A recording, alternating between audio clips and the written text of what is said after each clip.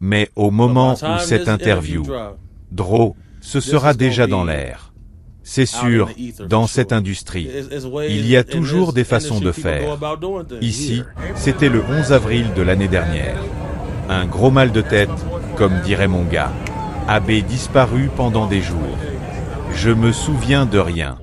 Quelles sont certaines des choses que t'as entendues en coulisses, avant que cette mise en examen ne tombe réellement? Eh bien, je sais qu'il y avait des discussions entre Poed et Jamie Foxx. Genre, c'était quand? Il y a 1 an ou 2, quand Jamie Foxx est vraiment tombé malade, et que tout le monde disait qu'il avait fait un AVC. Oui, on parlait de ça. Aujourd'hui, dans un tribunal fédéral de New York, Sean Diddy Combs a dit au juge qu'il était, je cite, un peu nerveux. Le procès pénal du magnate du rap a commencé ce matin. Il est accusé de trafic, de racket et plus encore. Aujourd'hui, je suis ici pour dire la vérité, en espérant qu'on puisse aller au fond des choses. Je suis à 100%. Les accusations portées contre moi sont à 100% fausses. Et j'espère qu'avec le temps, on commencera à le voir. Et si le plus grand secret de tout le rap américain venait enfin d'exploser à la figure de ceux qui pensaient le garder enterré? Jamie Foxx, comédien, chanteur, icône, a disparu du jour au lendemain, réapparu des mois plus tard amaigri, la voix tremblante, comme s'il portait un poids impossible à partager. Aujourd'hui, un ancien garde du corps, jurant la main levée devant un juge, affirme « Je sais qu'on a voulu l'empoisonner » et Jamie l'a dénoncé au FBI. Silence glacé, murmures paniqués, regards nerveux. Toute la salle d'audience a compris qu'on basculait dans l'inédit. Qui est l'accusé? Un magnate au sourire fluorescent que personne n'ose contredire. Diddy. Oui, lui. La star des platines, le roi des fêtes hors budget, l'homme dont les coulisses valent plus cher que ses shows. Pourquoi un producteur, milliardaire en dollars comme en secret, chercherait-il à réduire au silence un acteur-chanteur? Une seule réponse circule, une cassette capable de dynamiter un empire. Tout commence un soir de printemps lorsque Jamie, caméra au point, pénètre dans l'une de ces soirées légendaires que les initiés appellent « freak-off ». Des villas où l'argent coule comme du champagne, où chaque couloir cache un accord de confidentialité tacite. Jamie, curieux, demande à filmer pour immortaliser le moment. Rire gêné, hochement d'épaules, mais on le laisse faire. Erreur monumentale. Car l'objectif aurait capté bien plus que des invités euphoriques. Le lendemain, on dit que le producteur a découvert l'existence de ces images. Panique. Calcul. Mesures extrêmes. Quelques semaines plus tard, l'acteur s'effondre sur un plateau. On parle d'AVC, de complications médicales, de hasard. Personne n'y croit. Le garde du corps qui témoigne aujourd'hui n'est pas un inconnu. Surnommé Big CC, il a été l'ombre de Diddy, son bouclier vivant. Il raconte des coulisses qu'on imaginait seulement dans des films noirs, des couloirs gardés par des types sans badge, des bouteilles mystérieuses, des verres dont la couleur change lorsqu'ils passent de main en main. On l'a drogué, martèle-t-il, sûr de lui. Les avocats s'étranglent, le public retient son souffle. Dans le box, la star du rap martèle à table, hurle que c'est un mensonge. Les agents de sécurité avancent d'un pas. Les réseaux s'embrasent. Pourquoi maintenant? Pourquoi cet éclat judiciaire au moment précis où d'autres plaintes, d'autres voix, menacent déjà le château de cartes? Cassie, ex-compagne devenue témoin central, raconte un quotidien fait de contrôles tyranniques, téléphone localisé, tenue imposée, vidéo tournée à son insu. Elle parle d'hôtels privatisés pour étouffer un enregistrement compromettant. Dawn, chanteuse d'un girls band défunt, confirme avoir vu les colères du boss, ses méthodes de marionnettiste. Les réminiscences s'enchaînent. Contrats signés sous pression, promesses de carrière contre docilité absolue, déplacement en jet sous escorte armée. À chaque nouvelle phrase, l'auditoire rassemble le puzzle, et l'image qui se dessine donne froid dans le dos. Flashback. 10 ans plus tôt, Jamie Foxx tease sur scène les fameuses soirées. C'est fait, c'est Hollywood qui retire son masque. Tout le monde rit, mais personne n'ose développer. Il plaisante sur les centaines de bouteilles d'huile pour bébé, sur les rois de la ville, qui se lâche dès qu'on ferme les rideaux. Fanfaronnade? Ou aveu codé? Avec le recul, ces vannes ressemblent à des signaux de détresse envoyés à qui savait écouter. Au même moment, Diddy dépense des millions en décoration, en digi clandestin, en confidentialité. On dit qu'il invite des maires, des athlètes, des acteurs, tous pétillants sur tapis rouge, tous silencieux au petit matin. On répète le mot « influence », on évite soigneusement le terme « chantage ». Retour au présent. Jamie ne nie rien, mais il ne confirme pas non plus. Interpellé par des journalistes sur un trottoir, il sourit vaguement, remercie Dieu pour sa guérison, baisse les yeux lorsque le nom de Didi traverse l'air. On dit que tu as été empoisonné. Silence. Ce silence pèse plus lourd que n'importe quelle confession. Quand il reprend la parole sur Netflix, c'est pour lâcher une boutade. Je quittais ces soirées avant minuit, trop glissantes. Le public rigole, mais l'écho est sinistre. On comprend qu'il veut marquer une distance publique sans provoquer la tempête. En parallèle, les fans deviennent enquêteurs. Ils tracent des lignes entre la disparition de Jamie, la montée d'une enquête fédérale, les plaintes d'anciennes partenaires, les descentes de police dans les propriétés du rappeur, et la rumeur d'une lettre cible du ministère de la Justice. La communauté se souvient de l'histoire. Chaque fois qu'un artiste menaçait de parler, un contrat tombait du ciel, une else scar surgissait de nulle part, un clash détournait l'attention. Aujourd'hui, ce schéma est trop visible. Les internautes baptisent l'affaire « Opération Coverbit ». Les threads explosent. Des anonymes affirment qu'on a déjà tenté d'éteindre d'autres témoins. L'ombre de Biggie et Tupac plane en arrière-plan, preuve gravée que dans cet univers, la musique peut se finir en nécrologie. Dans la salle d'audience, le juge demande le calme. Les avocats invoquent la présomption d'innocence.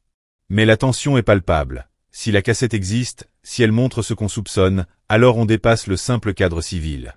On évoque obstruction de justice, mise en danger de témoins, voire tentative d'homicide. Les tabloïds déploient des titres incendiaires. Les chaînes d'infos réclament les rushs. Les fans de Didi crient au complot. Les proches de Jamie parlent de miracle. Au milieu des cris, une question fend le vacarme. Qu'y a-t-il vraiment sur cette vidéo? Certains chuchotent. Un invité mineur, en état de détresse, qu'on aurait ignoré? D'autres murmurent. De la drogue à peine légale, dans les veines d'un artiste sous contrat? D'autres encore insinuent des pratiques sexuelles non consenties, filmées pour la gloire malsaine du collectionneur. Tout est hypothèse, tout est allégué. Mais chaque spéculation qui fuite renforce l'idée que l'on parle d'une bombe. Une bombe prête à éclater, si tant est que quelqu'un ose appuyer sur play. Pendant ce temps, Didi réunit ses avocats les plus chers, verrouille ses réseaux, annule des apparitions, publie une vidéo d'excuses pour une ancienne violence captée par caméra de couloir. Il dit regretter, il dit évoluer. Le timing laisse perplexe, mea culpa opportun ou manœuvre pour atténuer le choc à venir. Dans l'industrie, on serre les dents. Des managers rappellent en urgence leurs poulains pour qu'ils ne commentent pas. Des contrats de sponsoring sont suspendus. Les plateformes de streaming révisent les playlists. Quand l'argent sent la poudre, tout le monde se tient prêt à prendre ses distances. Mais l'onde de choc va plus loin. Les victimes collatérales sortent de l'ombre. Une choriste raconte un trajet en jet où l'on a confisqué son téléphone. Un photographe se souvient d'avoir été poussé vers la sortie quand il a pointé son objectif dans la mauvaise pièce. Un ancien chauffeur mentionne des sacs hermétiques, emballés dans la précipitation, livrés de nuit dans un studio isolé. Chacun apporte sa pièce d'un puzzle gigantesque. Aucun n'ose parler de manière frontale, mais la somme des murmures dessine un monstre. Et Jamie? Entre deux apparitions soigneusement contrôlées, il remercie ses sœurs d'avoir sauvé sa vie, confie qu'il ne voulait pas qu'on le voie diminuer. Il plaisante sur les théories farfelues, clones, androïdes, aliens. Il ne touche toutefois jamais au cœur du sujet. Pourquoi était-il hospitalisé? Que s'est-il vraiment passé avant que les médecins le plongent dans le silence? Cette absence de détails nourrit la suspicion. Les experts médicaux invités sur les plateaux relèvent des contradictions. Les fans compilent des vidéos d'avant et d'après, maigreur du visage, tonalité plus grave, hésitation dans la voix. Ils cherchent des indices de traumatisme, convaincus que le corps trahit ce que la bouche retient. Plus les jours passent, plus la procédure s'élargit. Les procureurs réclament les logs des jets privés, les relevés bancaires des hôtels, les listes d'invités scellées sous accord NDA. On découvre des factures de sécurité 3 fois supérieures à la normale, des virements vers des compagnies fictives, des cadeaux exorbitants à des témoins potentiels. Tout cela nourrit le récit. Un géant aurait construit un réseau de loyauté acheté, prêt à tout pour protéger son harem de secrets. Mais un détail trouble l'opinion. Pourquoi Big CC, fidèle parmi les fidèles, se retourne-t-il? Certains disent qu'il a reçu l'ordre de se sacrifier et qu'il a refusé. D'autres prétendent qu'il a été écarté sans ménagement, blessé dans son orgueil. Une rumeur parle d'une famille menacée, d'une promesse de protection offerte par les fédéraux. Dans un monde où la loyauté se paye, chaque trahison s'achète aussi. Quoi qu'il en soit, son témoignage a fissuré le barrage du silence. L'eau s'engouffre, impossible à contenir. Sur la toile, les vidéastes explosent les compteurs en analysant la moindre grimace, le moindre mot. Les podcasts se régalent. Spéculation, imitation, théories reliant ce scandale aux affaires non élucidées des années 90. On rappelle que 2 tours précédentes de rumeurs n'avaient jamais abouti faute de preuves concrètes.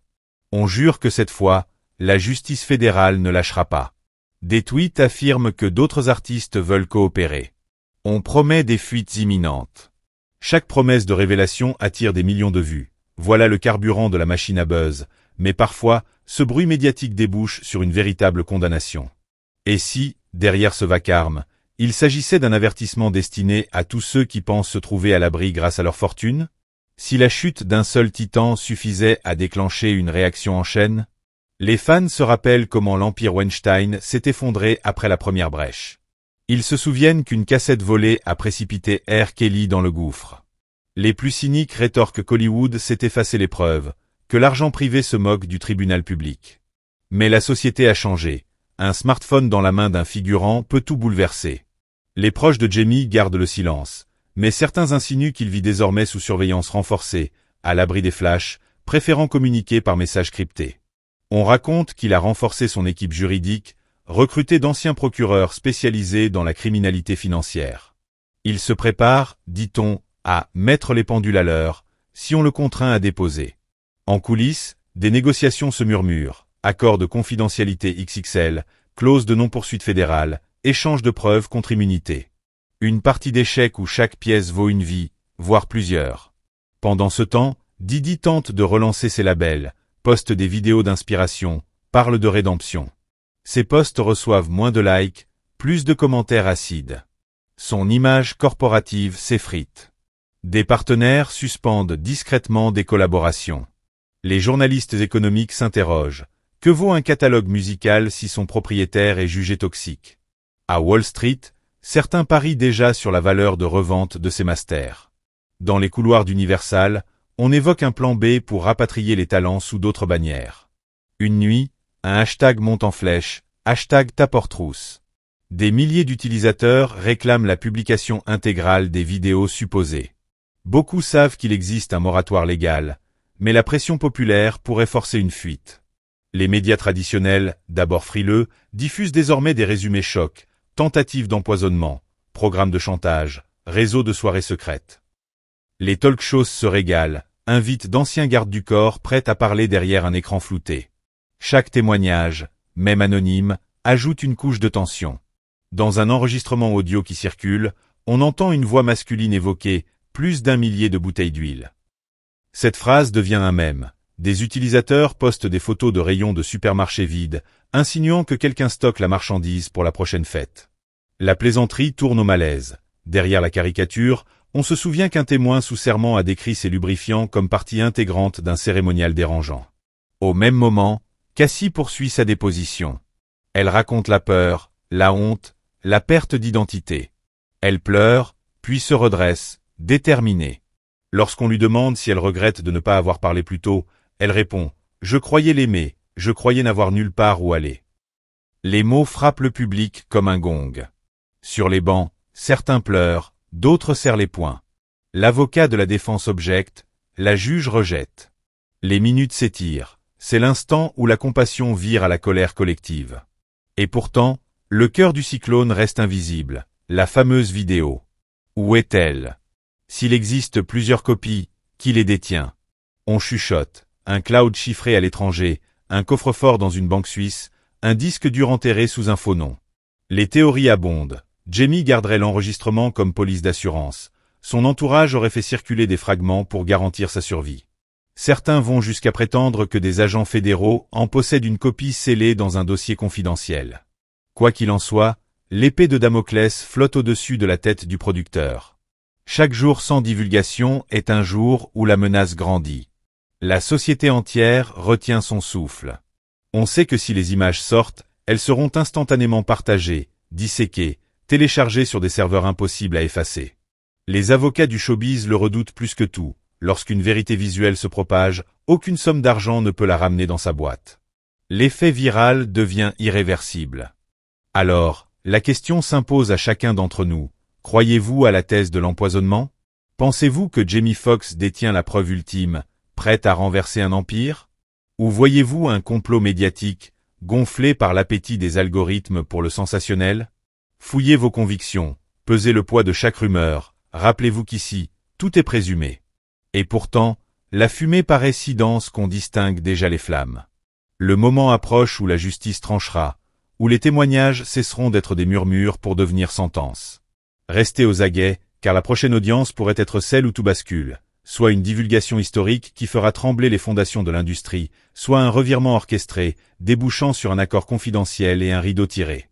Dans les deux cas, la vérité aura laissé des marques indélébiles. À vous de décider si vous y croyez, si vous pardonnez, si vous exigez des comptes. Mais surtout, à vous d'ouvrir l'œil, car l'histoire continue de s'écrire, et la dernière page n'est pas encore tournée.